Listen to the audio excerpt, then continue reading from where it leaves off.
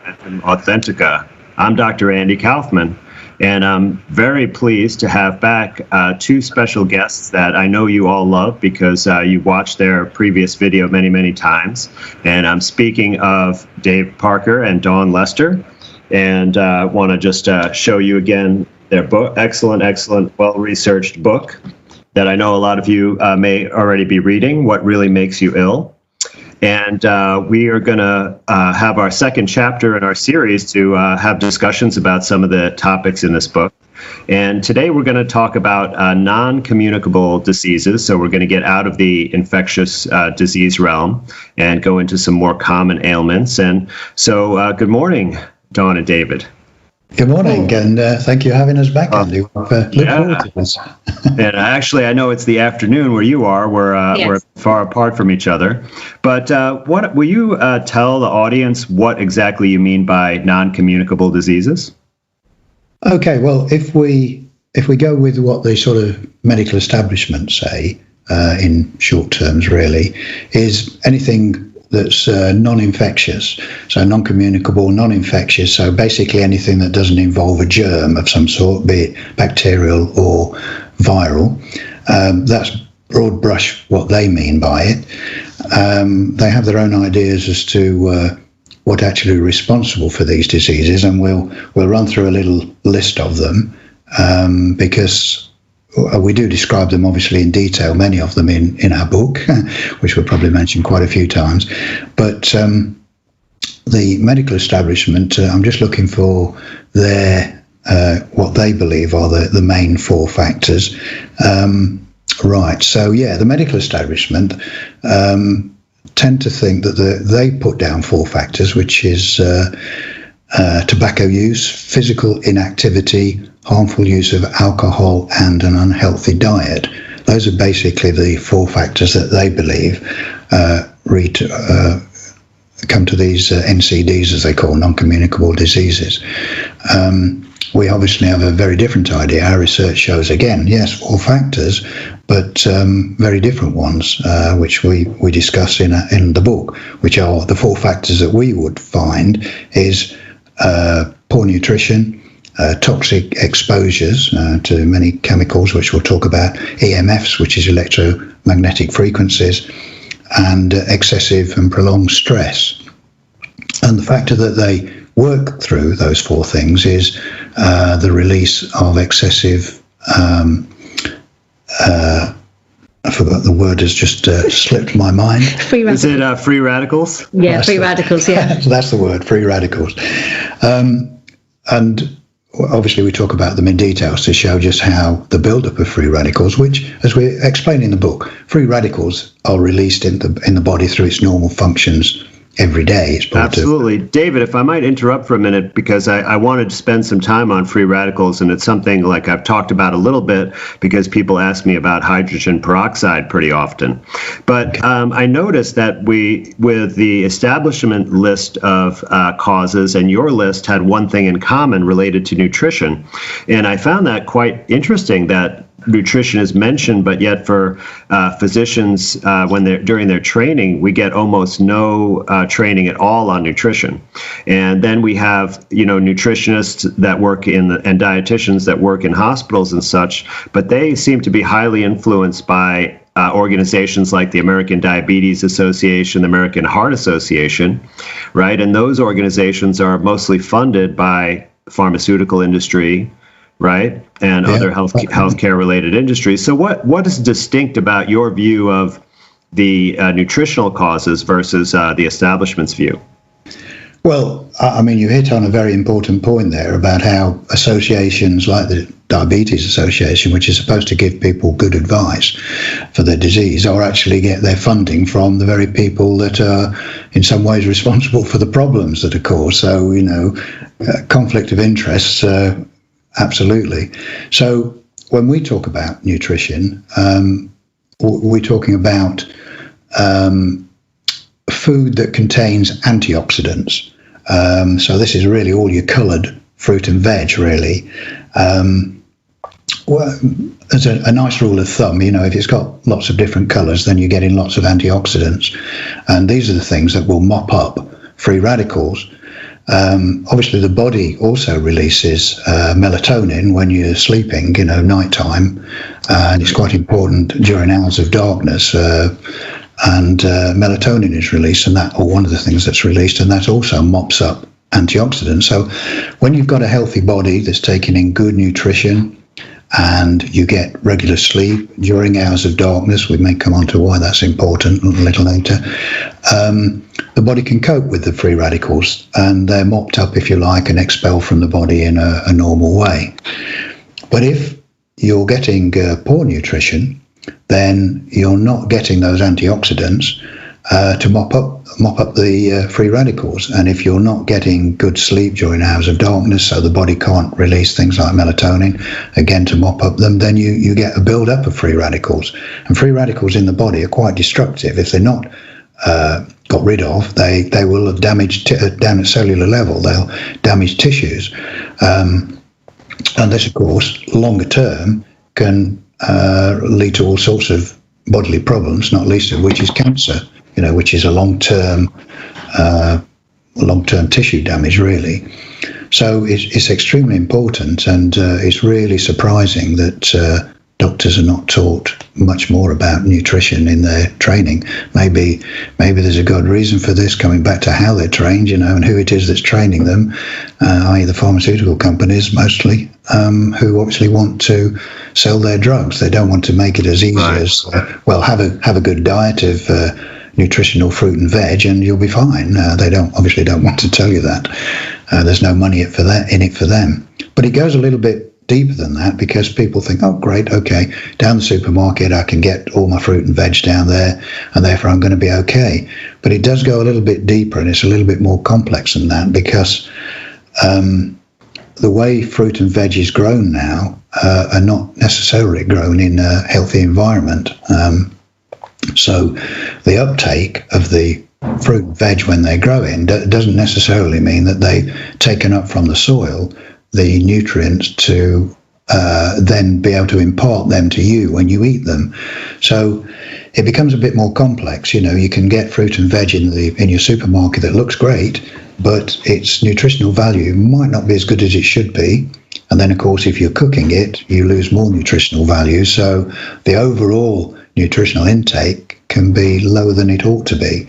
So so we do recommend, wherever possible, to try and get organically grown fruit and veg, because it's less likely to have been contaminated with pesticides or grown in soils that are depleted in nutrients, particularly magnesium, which is, although people don't need a lot of magnesium in the diet, but you do need some.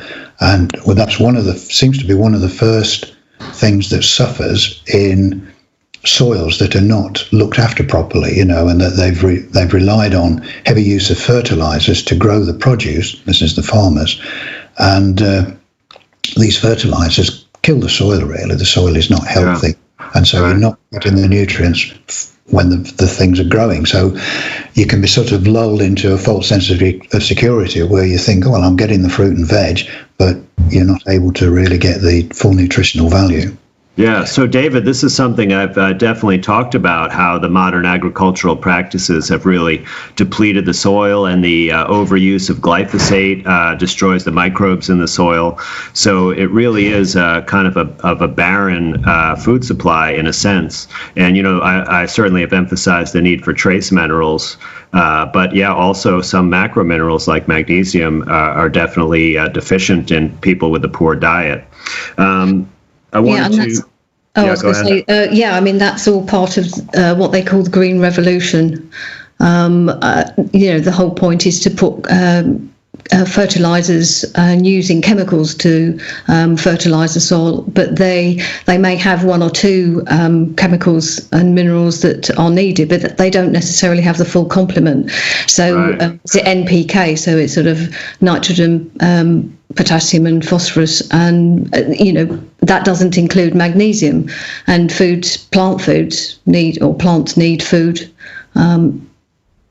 need magnesium to be able to make the food so we can eat it, so we get magnesium we need. So definitely not the full complement of nutrients in the soil. So the answer is really to well, we found that the answer is to remineralize the soil, and then the plants have got everything they need, that they then turn it into the kind of minerals that we can absorb from the food and use in the body. So because there is a great temptation, of course, that people do, is think, well, okay, I realize I may not be getting the nutrients from the natural food that I'm eating, so they go for supplements. Now, people need to be very careful about supplements, because many of the commercially available supplements are not easily absorbed by the body, so they just don't do anything, so you're actually wasting your money. So it's not just as easy as going down your local health shop and buying a packet of multivitamins or something. It's you've got to be careful about how you do it. If you find that you really do need to supplement your diet, you need to be very careful about what you get. I mean, we don't particularly recommend supplements. We recommend natural, healthy food. Well, we certainly have this in common. And, a lot of times when I have clients that are telling me about their health issues, many times they're on 10 or 15 supplements. And it kind of reminds me how I've seen, patients in medical practice on 10 or 15 medications. And, in addition to many of the preparations not being in the right formulation, they also add binders and excipients and capsule materials. And, those things are just for the ease of manufacture. They don't add anything to the nutritional value, and they actually, if you take enough of them, they can cause problems unto themselves. So I'll give you an example of, if you're going to get a mineral supplement, if you have a mineral that is with a conjugated to a chelated amino acid like glycinate, for example, magnesium glycinate, which is based on the amino acid glycine, that's going to be a more bioavailable form. But like you, I also recommend getting it from natural sources. That's always the best way. And so, for example, if you want to get a magnesium supplement, you could take molasses. Blackstrap molasses, if it's unsulfured and has less than or equal to 50 calories per serving. You take 1 tablespoon in a glass of water daily, and you're getting a nice balance of macrominerals to supplement, and without the need to take any pills or tablets. Yeah. But I also noticed that actually, in terms of nutritional deficiencies, not just related to antioxidants, but people are deficient in cholesterol and collagen. And I see this like almost on a daily basis when I work with clients. So have you guys looked into that at all? Well, the cholesterol is the whole thing about cholesterol and statins, I think it is. That's a big subject on its own. I mean, there's a load of nonsense, shall we say, that's put out by the medical establishment. Sorry to keep bashing them like this, but unfortunately they're the culprits. There's lots of false information put out about cholesterol, that people have going to have too much cholesterol and cholesterol's bad and all the rest of it. Well, cholesterol, as you know, is essential for the body. It generates it, it makes it. So, some of these things that are sort of trying to prevent the making of cholesterol, the body then kicks in and tries to make more. So you've got this battle then going on where the body knows it needs cholesterol.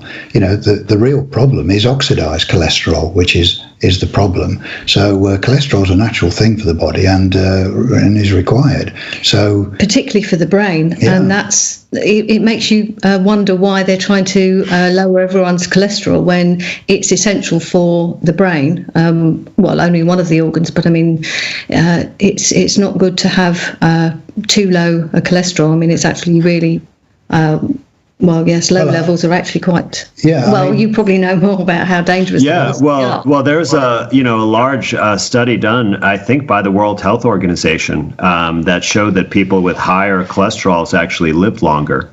And you're absolutely right about the brain. I mean, I think it's like 90% of the dry weight of the brain is cholesterol. Every membrane of every cell in our body is made of cholesterol, and many hormones are synthesized from cholesterol, including vitamin D. I actually think one of the main reasons for pervasive vitamin D deficiency is this cholesterol lowering strategy.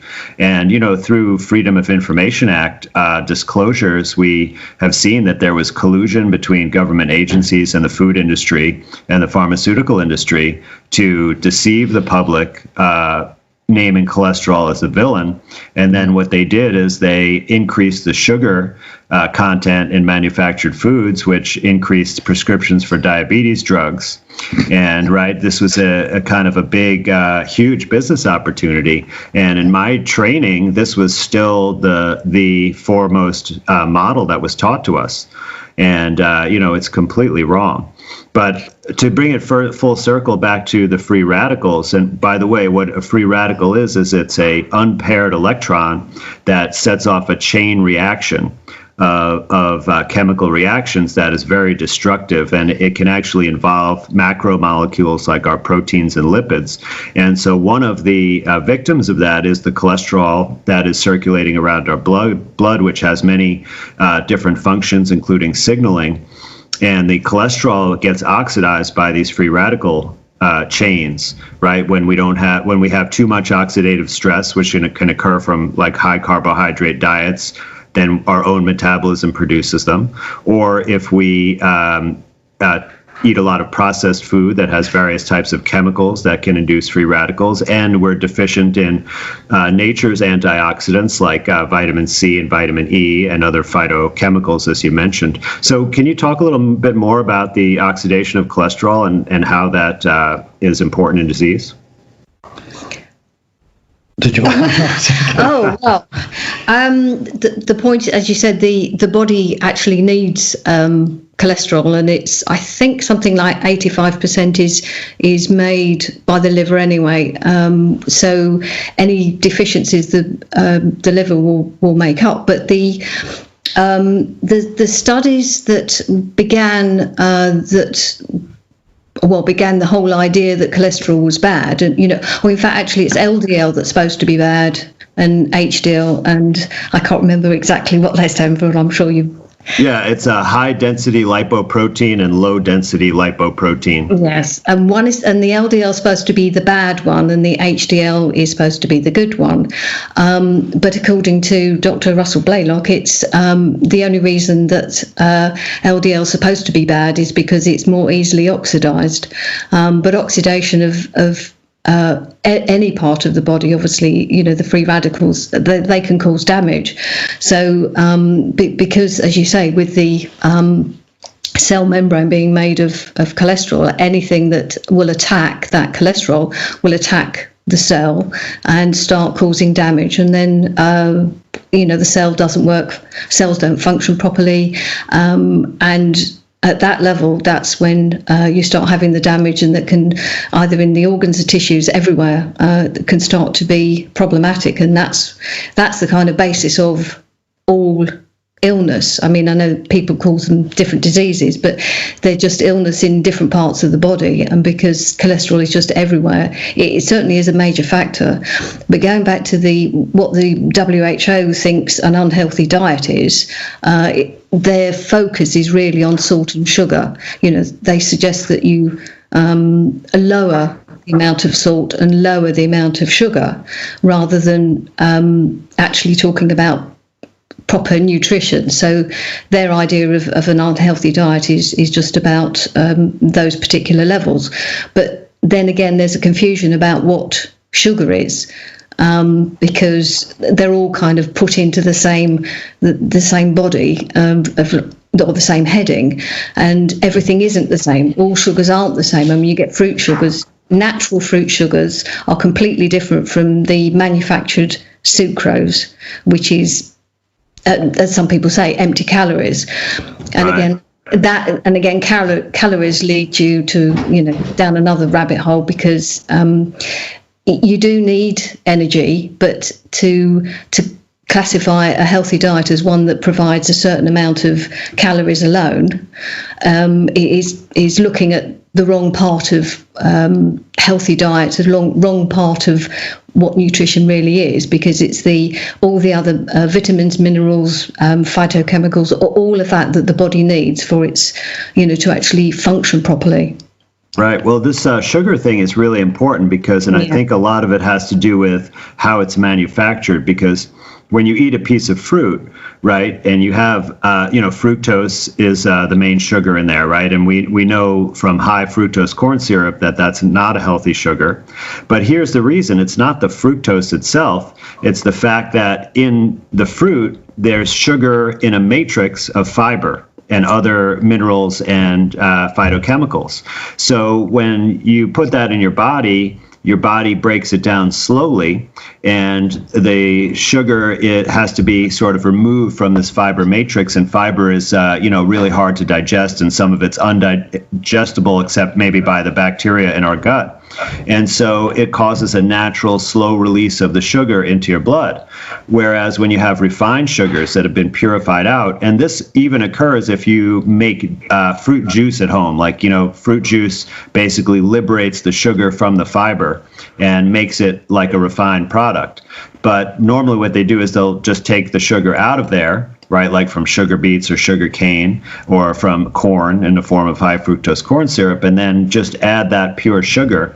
And when you eat that, it gets taken up all at once at a big spike, and it causes a lot of problems. So it overwhelms our metabolic system, and that is what causes a lot of free radicals, or it's also known as oxidative stress or reactive oxygen species, right? And then it also affects our endocrine regulation of sugar metabolism because, our pancreas would secrete insulin when sugar enters our blood in order that the sugar is taken up by cells so that it could be utilized to make energy.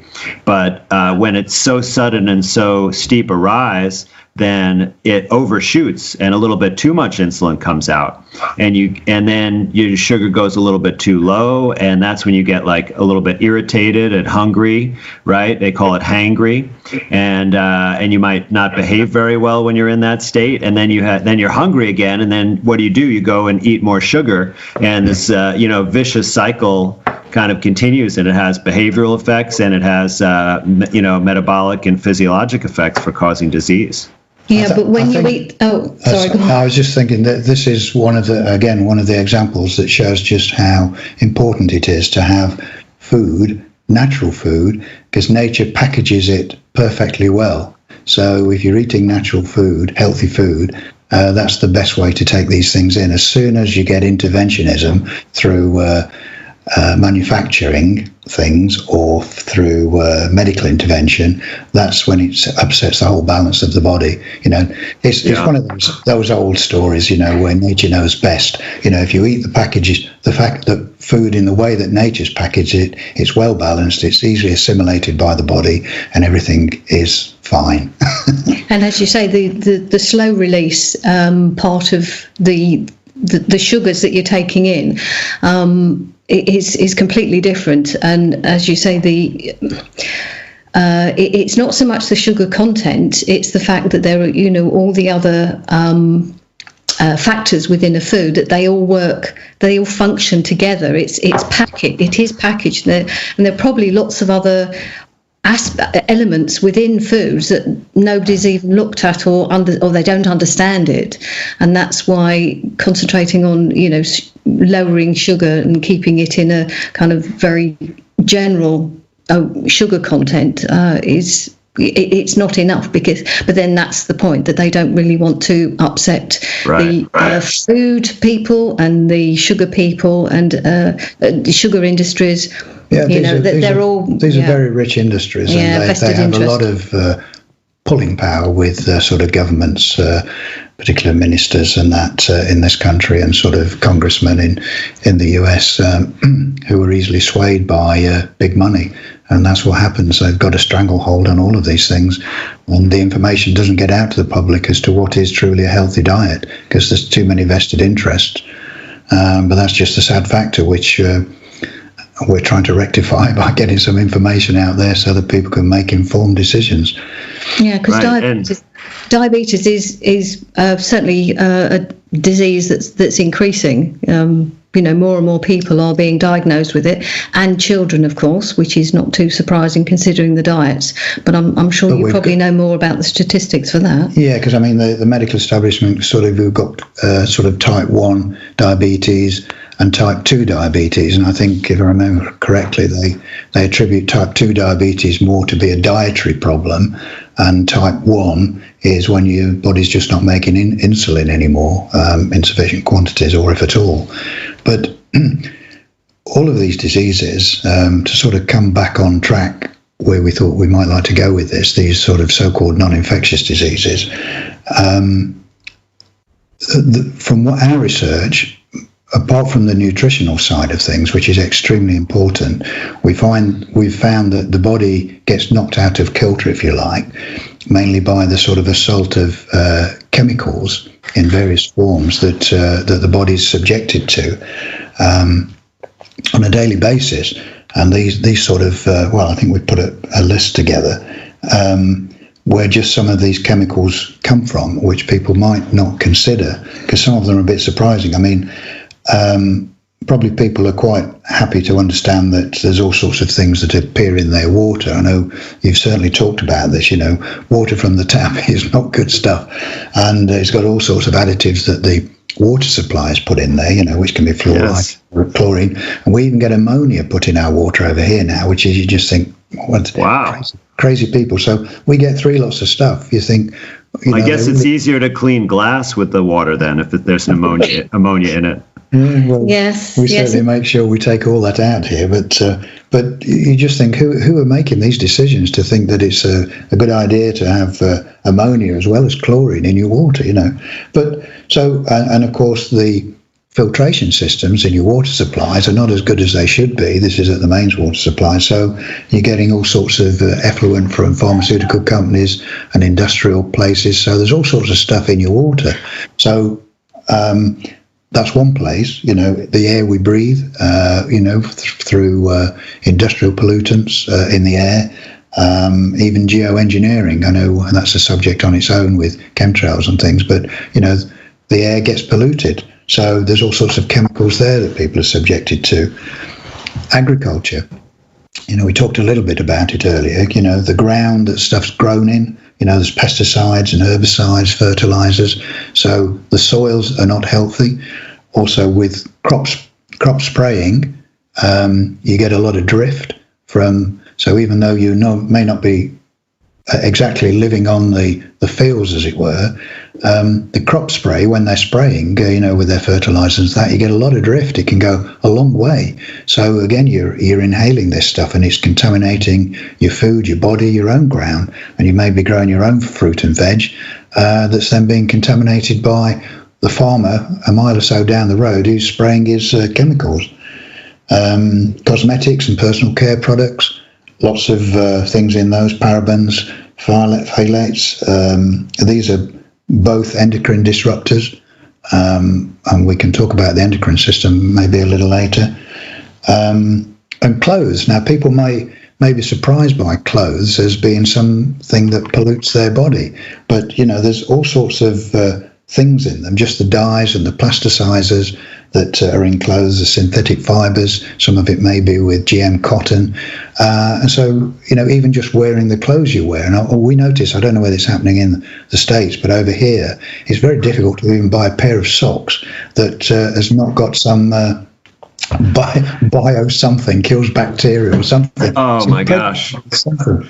And you think, crikey, there's no escape from it. I'll tell you, David, clothing is something that you're absolutely right. You don't hear much about, but I've definitely talked about it. And, for my family and myself, we have switched over to only natural fiber clothing and preferably organic. So, but socks is one of the easiest, the most difficult thing to find without synthetic fibers.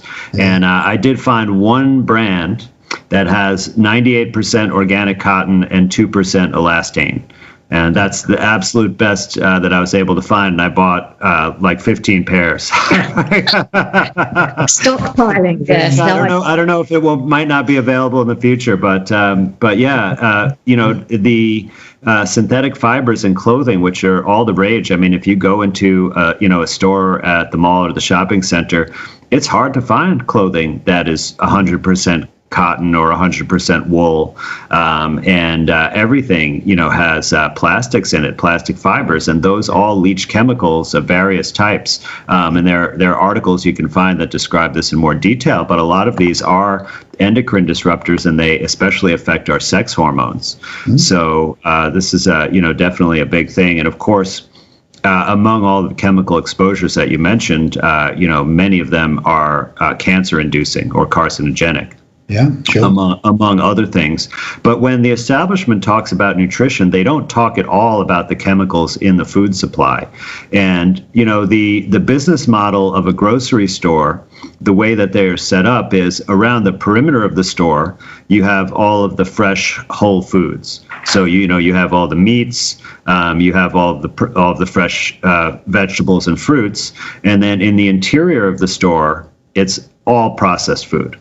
And they make all of their profit from the interior of the store, the processed food.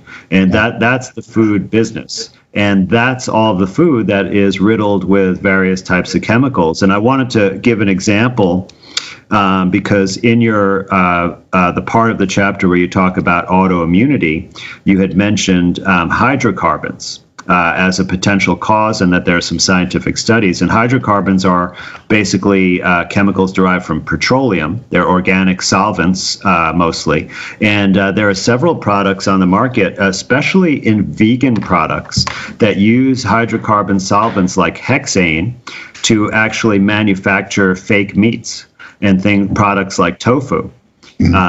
Seitan and these kind of fake meat or meat substitute products that vegans eat as a protein source. And these are among some of the most unhealthy and toxic foods out there. And it's really fascinating that the marketing is couched as, veganism is a healthier way to live, and you should have these processed foods to be a healthy vegan. And it's the opposite of what's true. I mean, it's a very important point, and it's something that's worried us for exactly those reasons. And of course, one of the clues was when veganism started fairly recently to become really big, and then you saw that people like Bill Gates were involved in it, then you automatically think there's a problem here. He's not exactly an altruistic guy. So, there's a problem. And I think it's a worrying factor because that things can be advertised as vegan, which they are. They're not from animal products, but because they're a processed food, you can be far worse off. So you do, again, have to be very careful. Again, back to what I said, go for natural food.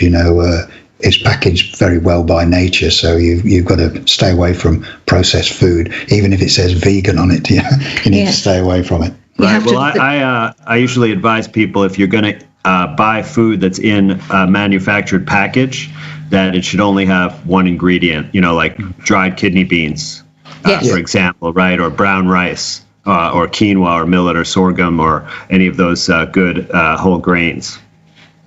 Yeah. Yes.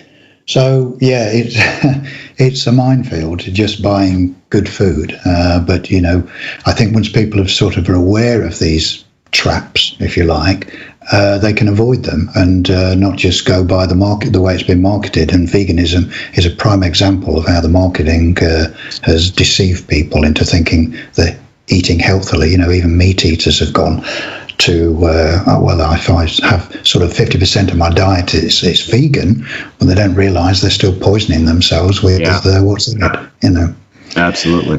Dawn, what were you about to say? Well, another. Yes, no. I was just going to say, going back to endocrine, the whole endocrine system, and the impact of hydrocarbons. Dr. Theo Colburn, who I think she died a few years ago, she was. They'd written a book back in, I can't remember exactly when it was, called Our Stolen Future, where they were talking about showing just how many endocrine disrupting chemicals there were, and they were increasing, and the the serious problems that they were causing for people for, in the reproductive system. And that's why there are all sorts of people, and I'm sure that's part of why people are having more and more difficulties having children naturally, first time round, having to go for treatments. But also she connected that to the gas and oil industry and all the toxic chemicals that are used, especially in fracking. And so, they were sort of all brought together, but certainly her particular area of expertise was the endocrine system. And she showed that it was only very, very recently that they started testing any chemicals for any kind of effects on the endocrine system.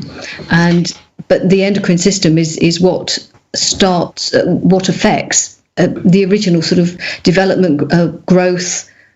That's where all new life starts. And so if that's affected, that can really cause incredible disruption. And for unborn children, obviously, that's where you get birth defects. That's one of the sort of main areas that the endocrine system affects, and that isn't always obvious until babies are born. So it's a big thing, and the fact that so few chemicals have been tested only until fairly recently for effects. And of course, one of the problems is, which we do point out in the book, is a lot of the safety standards are based on the quantity of the dose. They still believe that the dose is the main factor. So the more of it, the more poisonous it is, the less of it. So they develop what they think is a safe level, of a toxin, basically. Well, if it's below this level, then it's not going to affect the body, which is nonsense. I think it's the Paracelsus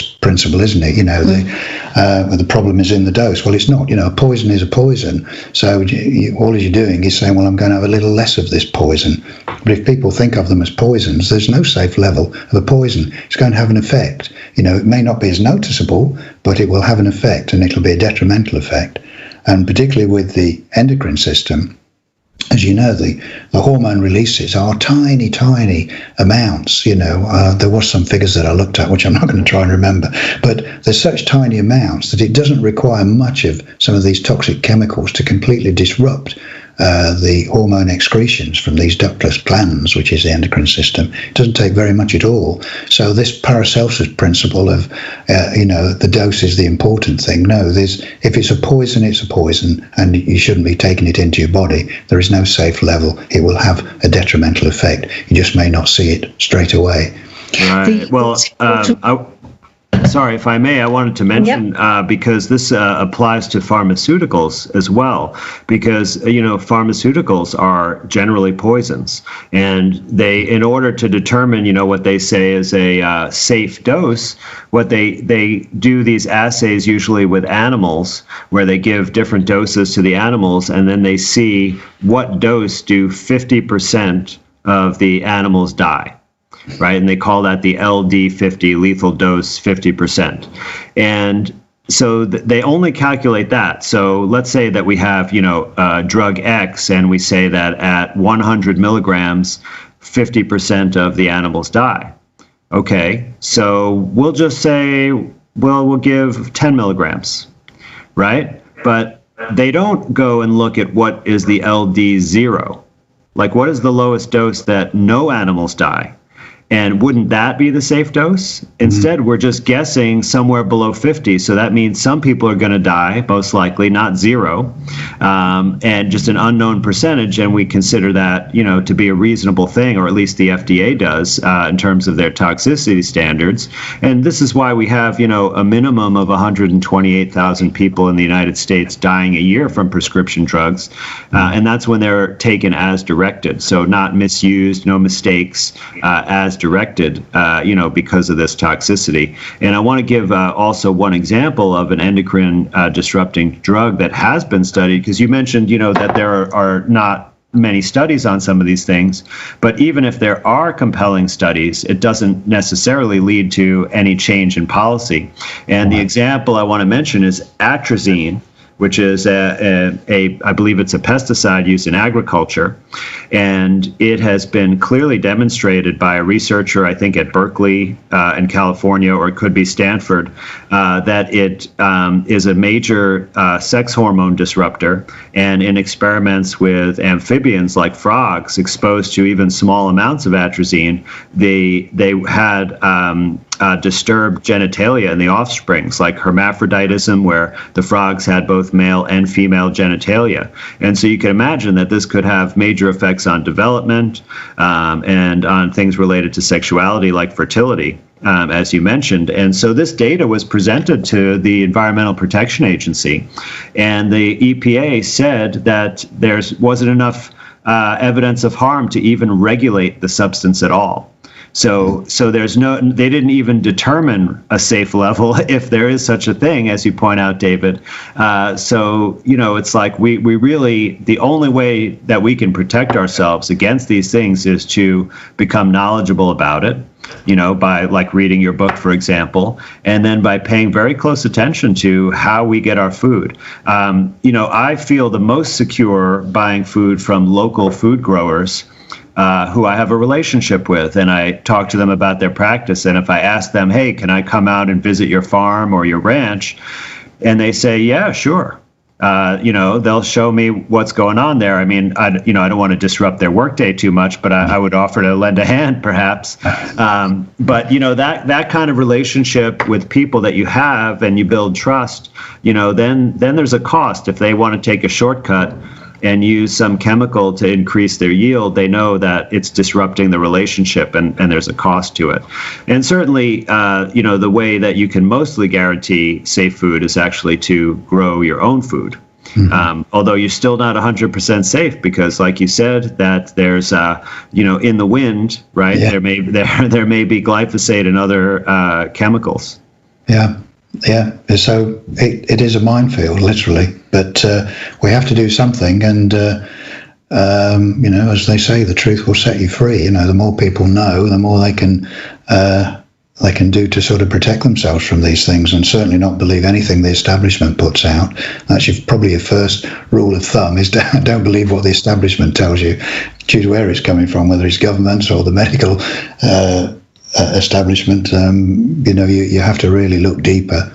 Right. And let me just compliment you too, because you are just an amazing example of, private people who noticed that something wasn't right, and you said, I'm gonna learn about that, even though I may not be a biologist or a physician.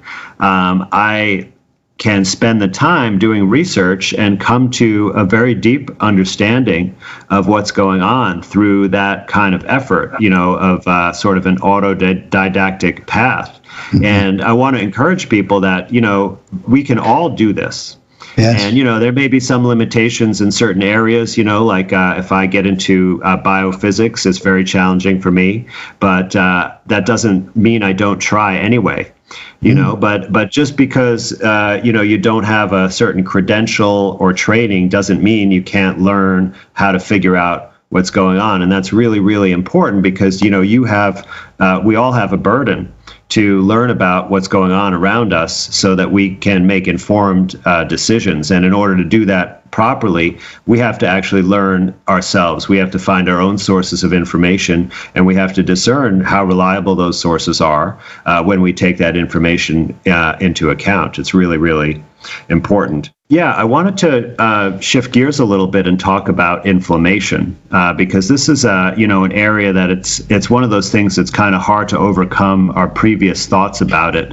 Like, we may be open to looking at toxins as a cause of disease, and maybe we even question germ theory. But inflammation seems to be one of those things that it's so ingrained in us that it maybe is the cause of disease, and we have all these pharmaceuticals and natural supplements that are anti-inflammatory, right? Like curcumin, for example. I know a lot of people that work with me are taking that. So why don't you tell us what really inflammation is and how we should look at this scientifically? Okay. Well, inflammation, again, is a natural process of the body. It's an increase in blood supply to a particular injured part. So it's a natural process and not something to be inhibited or to worry about. It's a natural process. So, you shouldn't need to, well, you shouldn't do it actually. If you've got an injury and it becomes red or even swollen around it, it may even immobilize the joint. Let's say you'd fallen and cracked your knee or something like that, and you get inflammation, so it goes red. It may stiffen up, so you can't move it very much. These are natural processes of the body healing itself. It's trying to restrict the movement while the knee heals. It's increased the blood supply, hence so-called inflammation. But this is not a bad thing. It's only if it went on for a long time, which means the healing process is not working, that you might need to do something else about it. But certainly in the initial stages, inflammation is a natural thing. It's the body doing its job to, as I say, either immobilize and increase the blood supply so that healing can take place. That's the short answer. Right. Well, there is this, but there is this common perception, and it's been, stated by the medical establishment that inflammation is actually like a cause of disease, right? Inflammatory disease. And actually, it's a response to a disease or injury, right? Yes. Correct. Yes. Yeah. Just so because it's found association, it's another one of those correlation equals causation, but of course it's not. It's seen as the wrong way around. It's a result of an injury, but it's part of the body's process, as David said, of healing itself. So you don't want to take something. Inhibit it. You don't inhibit it doing. And you certainly don't want to take toxic chemicals that'll disrupt other parts of your body and make it even worse and slow down the healing process. Right. And, it's so interesting that this causation and association, or correlation and causation, because in my medical education, and especially in my research activities, it's always very strongly emphasized. Correlation does not equal causation, over and over again, right? And the whole randomized placebo-controlled trial is built around a way to differentiate between causation and correlation. Yet, so many of these medical paradigms that are stated over and over again are actually only on the basis of correlation or association, right? Exactly. Even with the COVID virus, as I showed, the authors of the papers even concluded an association, right? Not causation. But yet we keep making this mistake over and over again. And so I think this is a really good indicator, if you're the researcher doing your own homework and looking into these things yourself. That's one big red flag. If you see that they're saying that correlation is the evidence of causation, you should right there on the spot question that big time. And what you might actually find is that the opposite is true, just like in this case, that inflammation is something that can help us heal. And it might become prolonged, but that's only because there's something blocking the completion of the healing, right? And the other aspect of it is to confuse the symptoms with the cause of disease, because just like with bacteria, inflammation does cause the symptoms, right? Because when you have that increased blood supply, then you have increased the pressure in that tissue because there's more fluid there, and that aggravates the sensory nerves that give a pain signal or a discomfort signal, right? So that's what you're experiencing, but that's just a consequence of healing, and it's not something to be suppressed. Absolutely. No, the pain signal is to tell the body to stop moving that particular part and to rest it and let the body actually heal it. But we're so used to, we'll just take a painkiller and carry on living and carry on doing and whatever it is, because that's what you're supposed to do. It's just completely wrong. It's denying the body from doing what it actually is best at, which is healing itself. You don't need, and certainly even if you take pain relief, sometimes injuries are extremely painful, and I'd hate to think people in like serious pain, and obviously there are certain ways of relieving that pain and just taking it to a level that you can cope with, because there are some pains that are excruciating, and I'm sure like an injury, I know kidney stones are pretty painful as well, I understand. So, there are certain things where there is pain relief required, but not for a short period of time. Yeah. Until you can get to a position where then the body takes over. You've got from sort of excruciating pain to sort of manageable pain. But in those situations where there is acute pain, it doesn't mean you have to go and get some morphine, because there are many other ways to relieve that pain, including actually just drinking extra water, often by itself is enough to reduce the pain to a tolerable level.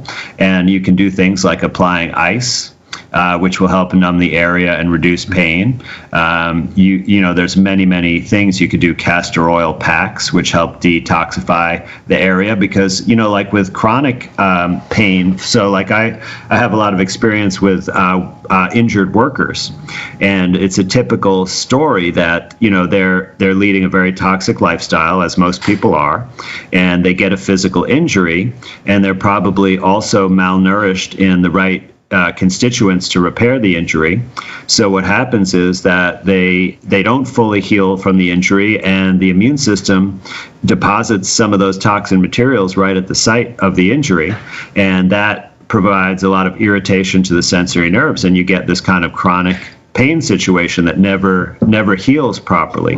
And the medical industry just basically throws all kinds of medications at that. And when they use opioid pain medications, they actually end up compounding the problem, because that causes constipation, which means that the body has to hold on to more toxins, right? And then they're going to put them right in that injury site as well, because now it's a designated, storage area.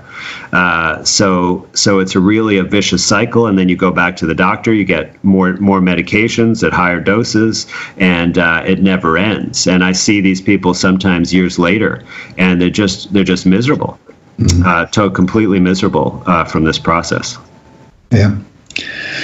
Yeah, and on lots and lots of different medications for the side effects of the first medication, and like you say, it's a whole vicious cycle for because they think that all these other symptoms are some other condition, instead of realising that it's the body really trying hard to heal itself, and it's just not being allowed to, because more and more toxins are coming in, and if, as you say, many cause constipation. I think painkillers.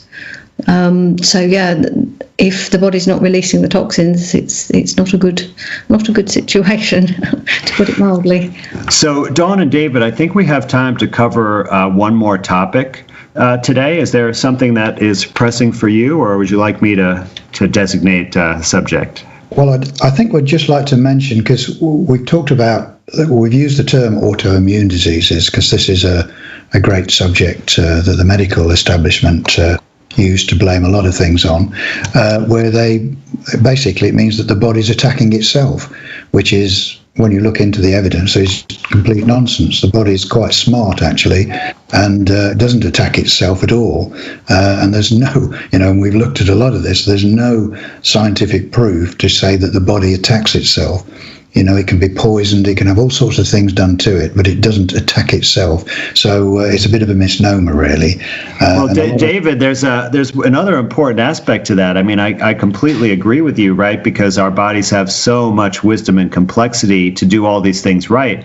But also, many of these autoimmune diseases never existed before the last 50 or 75 years. Yeah. So did our bodies suddenly change and start attacking itself just recently out of the blue, by random chance? Yeah, it suddenly became stupid. After thousands and thousands of years, it forgot what it was supposed to do. Well, it does suit the medical establishment to make people think that there's nothing that they can do for their own health. They're not responsible, they're not in control, their body's stupid, it's just a machine, and all you have to do is take these bits and take these medicines, vaccines, whatever it is, and they'll fix whatever is ailing the body. It's very machine-like idea, and the body is definitely not a machine. It's, as you say, far more wisdom, far more complexity, and certainly capable of looking after itself. But you've got to be able to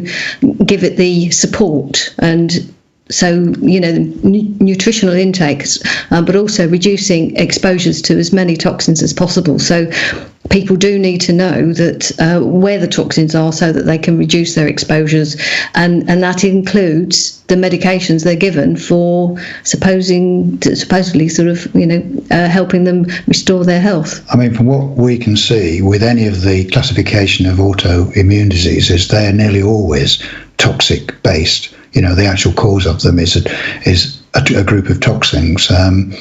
And I'm thinking one of the major ones, of like multiple sclerosis, where the myelin sheath of the nerves gets damaged. And, there's quite a bit of information that shows various chemicals that can do that. And I think aspartame is one of them, which is something that is in most That's NutraSweet, right? Yeah. So, people can be taking that. I mean, I think it's Dr. Blaylock had said, that should never have been allowed. If it had been investigated properly, it would have been banned. It should never have been allowed onto the market. And yet it's in so many soft drinks, and people are drinking this toxic. It's the sugar thing, isn't it? Reduce your sugar intake, or take these sugar-free drinks, which are certainly sweet, but they're the chemicals they're made with are I don't know if they're worse than sugar, but they're just as bad. Yeah. They're certainly not better for you, and they cause all sorts of problems. I mean, they're really. But again, it goes back to the unnatural ingredients in foods. I'm not saying that aspartame is the only thing that causes multiple sclerosis, of course. I mean, but it is toxic based and damaging, as I say, the nerve sheaths, and so it's a progressive thing. But it's nothing to do with the body attacking itself. And every one of these so-called immune diseases that we looked into, it was always easy to trace back to toxemia of one sort or another, which was at the base of it. Certainly not the body attacking itself. Right. David, what is their evidence to say that the body is attacking itself, or what do they say is the cause of? I mean, I know they say overall they don't know what causes autoimmune disease, right? But do they have any evidence at all to back up any of their claims? Well, no. I mean, they don't. And this is, on the face of it, it looks like, as they usually are, it looks like, because it's a man in a white coat saying something, so it's obviously authoritative and everyone will believe it. But when you look at their own evidence, there is nothing, and they even admit, they'll use the words, "this is poorly understood." That's a phrase that we come across in the official papers time and time again.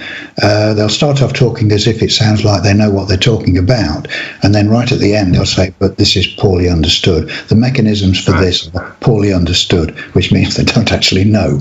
So no, they don't have any evidence to say the body attacks itself. Definitely not. But there's plenty of evidence to show how toxic chemicals attack the body and the damage that it causes. There's plenty of evidence of that. What about these so-called autoantibodies, like that we make antibodies that react against our own tissues?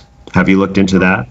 Well, we've come across it, but to be honest, I think that's a whole new tin of worms, if I can use that phrase, of what are antibodies really? Are they really understood? And certainly from what we've seen, they're not. They're not really understood. And I think it's another one of these,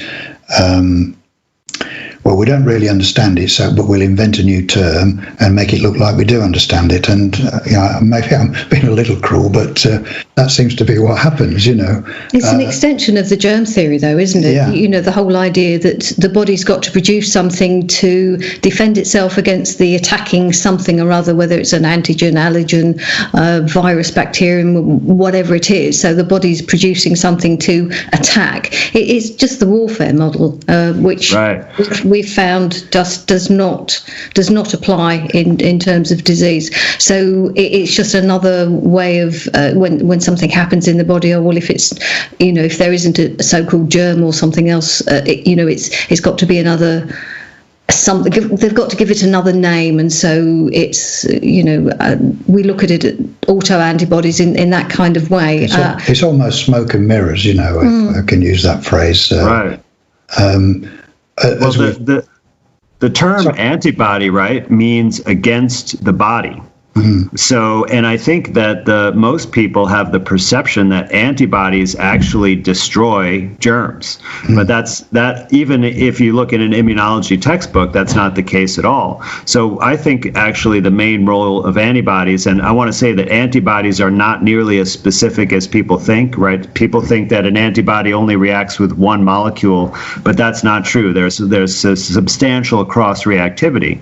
But what antibodies, one function that I think is real is that they actually just find foreign substances that may be in our body from a variety of sources, right? Like most simply, when you get a cut, then foreign things come into your body. When you eat food, foreign things come into your body, right? So it's happening on a routine basis. When you breathe the air, foreign things are coming in. And antibodies may be able to bind to some of these foreign things and then bring them to our lymph nodes where they could be recognized. And then maybe there's some kind of decision that occurs, is this something that's harmful or not? And if it's harmful, maybe then there's a response to it. But the antibody itself, doesn't do anything more. It just binds something and then it just floats around until there's another cell that has a receptor that can take the antibody and then do something with it, right? Is this antibody, this name, just another name for something else? I'm tempted, particularly with your work on exosomes. Could exosomes be doing the same job? Scooping up these toxic things that are in the body, scooping it up and getting rid of it? Well, I think actually the way it might work is because antibody is a protein, right? It's not more complex than that. It's just one molecule. It's a big molecule with complexity, but it's one molecule. And I think it may actually interact with the exosome system, because if the antibody binds something, and then one side of the antibody, it binds foreign substances. They call that the variable region, and that's why you can have different antibodies that bind different things, because the sequence of that variable region changes. But on the other side, and antibodies are kind of shaped like a Y, and it's the two little arms that have the variable region at the end, and the stem of the Y on the bottom has something called the constant region, or the FC. And that is common to all antibodies. And so the cells that the antibody can interact with, they have a receptor for that constant region, so that they can take up the antibody and then see what's attached to it to sort of see what to do. And then those cells may create exosomes in response to that, which may serve as signaling properties to give communication to other parts of the body, and then also may actually gobble up toxic materials if there are any recognized to be present. And exosomes have also been found to interact with the immune system by having what's known as MHC receptors on them. And that's the same, it's called major histocompatibility complex. It's what's used to match a donor for an organ transplant. So, I think that, the whole immune system issue, right, it's definitely sold to us in this warfare paradigm, along with germ theory, that it's just to fight invaders. But it's really much more of a surveillance, communication, and logistics system. It finds out what's going on, and it undergoes operations to, if there's a problem, to contain it or to manage it, and it's directing different functions to go on here, based on the body's physiologic needs. But it's not, a militarized organ. Well, we don't even. And we do talk about the immune system, and we don't even like to use that term, because I think it's a bit of a misnomer, because vaccinations, of course, are based on the fact that, or supposed fact, that the body has this immune system which can be sort of boosted up in some way by vaccinations. And the body doesn't work that way. The body has what we like to call a health system. Yes, it's got various things for removing toxins or even parasites if some enter the body, with nitric oxide and things like that. So it's got lots of things that it can use. But it's the normal body functioning. There's nothing you can do to the body, certainly not through a vaccination, which boosts it up, because the medical establishment talks about, boosting your immune system. But it's, again, I say it's a misnomer. There isn't really an immune system you can boost up. The only thing you can do is have a healthy body so that it functions properly. And that's the best thing to do and the only thing you can do.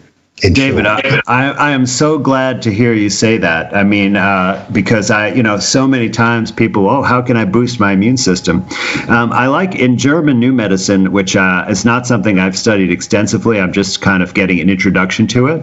But they talk about, relabel the immune system as support system. And if you just call it the support system, then, you have a much more accurate representation of what it is. But yeah, like vitamin C is an example of this where, and vitamin C can be very effective for a variety of conditions. Like, I'm not saying that it's not a good supplement to take, right?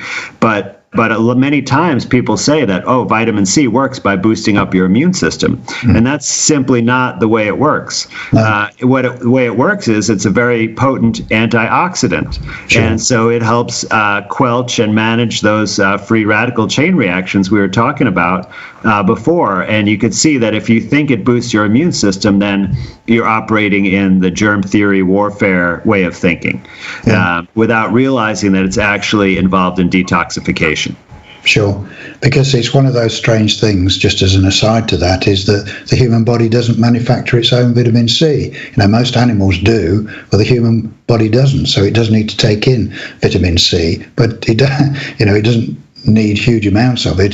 People think, I'm going to have to eat 5 oranges a day or something like that. It's obviously that would be totally impractical, and the body couldn't function that way. So you only need a small amount, but you do need vitamin C, and we do have to take it in. Quite why the body was designed that way, when all other animals make their own vitamin C, I'm not quite sure. But obviously there's some purpose to it. But that's just a fact. That's how we're designed. The thing is with food, people say, there's only 30 milligrams of vitamin C in an orange. That's not enough. But it goes back to, again, what we were saying, we were talking about much earlier. The food is packaged with so many other elements, components, whatever it is, that they interact synergistically. I'm sure they do, to make that 30 milligrams be as effective as necessary, as it needs to be. Right. And far more effective than taking vitamin C on its own, because you need all those other elements to sort of function together. I mean, it's in the same way that you need magnesium in the body to be able to absorb calcium into the bones. So there's no point in taking lots and lots of calcium.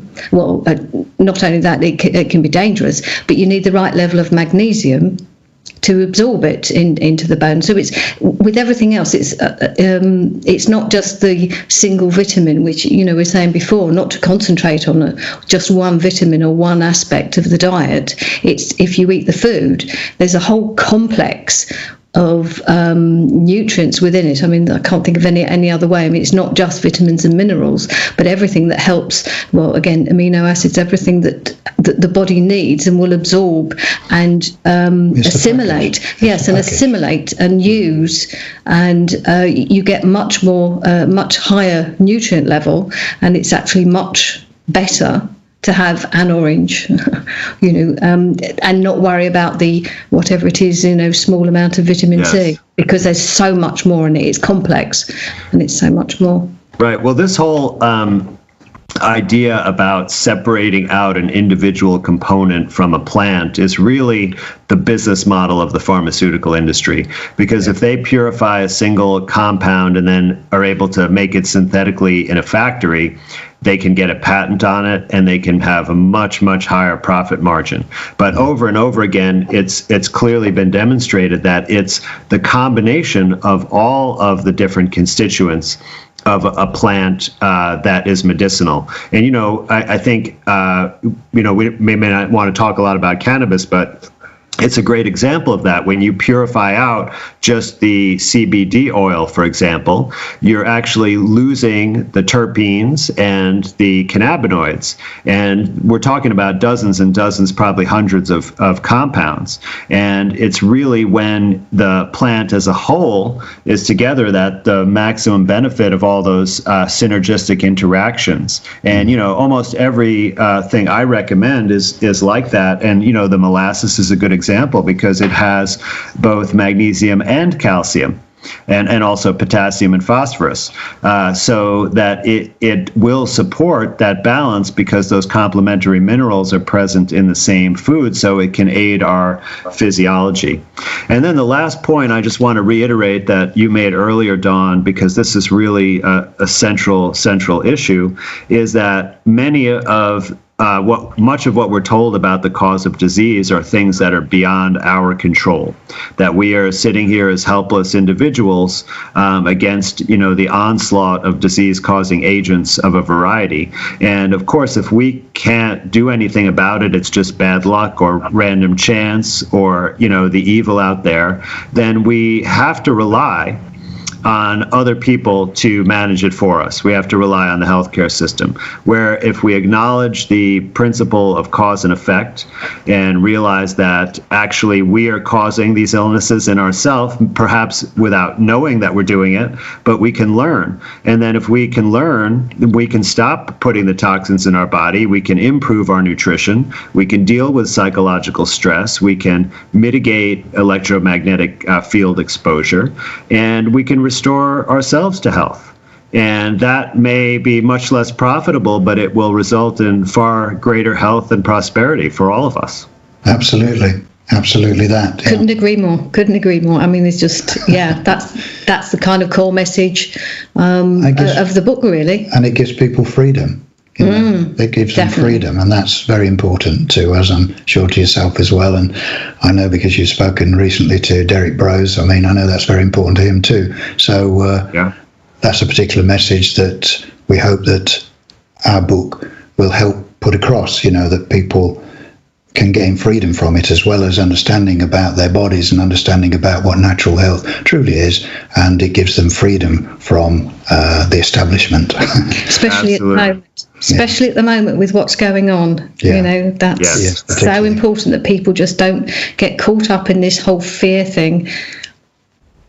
Absolutely. Well, listen, I want to thank you. It's been a real treat to have you guys back. It's we could go on for hours, I'm sure, but I want to make this manageable for the viewers, and then also give an opportunity to come back another time and continue this series. Okay. So will you tell the viewers, remind them again where they can find your work and where they can find your book? Sure. Well, we do have a little website, so which people can go to, which is exactly the main title, whatreallymakesyouill.com. So you can go there and find out. We slowly put in more information up there of various chats like this that we've had with various people around the world. And they can get a bit more information there and listen to us talk if they wish to. And there's also an email address there, which if they want to email us if there's something they don't understand in the book. I hasten to add again, as I always do, we're not there to give medical advice, but if there's something they didn't understand in the book, then we can hopefully explain that to them. But we do get people writing to us and saying, do you do this book in Estonian or all sorts of stuff? Yeah, seriously, we get this. Russian we've had, and all sorts. But has it been translated at all yet? No. Right. I think it would be quite an undertaking. Yes. It would. Can I just add, we have started writing some articles, so that's another little part of the website. We're just adding different. Adding some extra information. Well, not extra, but I mean information about certain topics. I don't think we're planning to make it necessarily a kind of regular. We're not serialising the book. Oh no. but just certain. You say that now.